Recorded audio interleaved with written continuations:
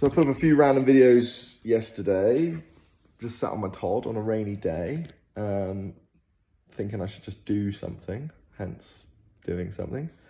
I know it's not a lot, but I got 2,400 views just randomly, so that's the stories, I suppose, just plugging away at people. And I got one comment, which was some lovely lady, I'm assuming, basically just asking, like, how do you get over grief? How do you move through it? You know, I'm 3 years on and I still feel awful. Paraphrasing, I'm not 100% sure, but it was something along those lines. My answer to that is, you try everything to get over it. You try and distract, you try and cry, you try and hike, you try and drink, you try and smoke weed, you try and maybe watch porn or eat too much, or you just try everything in your power to get over it. Maybe not in the early days, in the very, very early days when you lose someone. It's like a emotional roller coaster. One way I've described it to someone before is, it's if you can imagine a bicycle wheel in your mind, and it's odd, bear with me. A bicycle wheel in your mind spinning, the bike's upside down maybe, and the spokes are spinning around. If those spokes could take up, a section of those spokes, like a pie graph, could take up a portion of an emotion, like anger, sadness,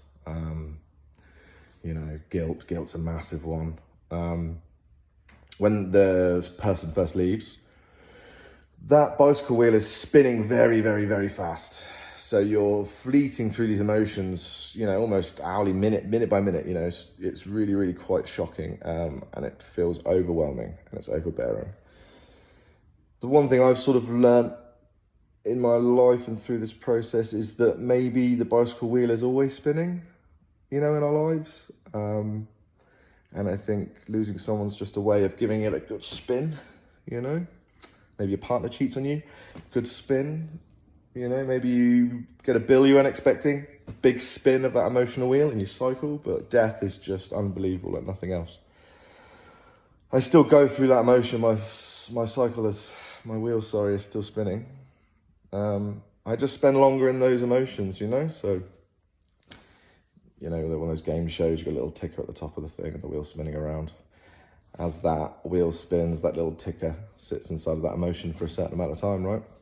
And when it first happens, it's very quick. That ticker moves quickly through that portion of the wheel spinning.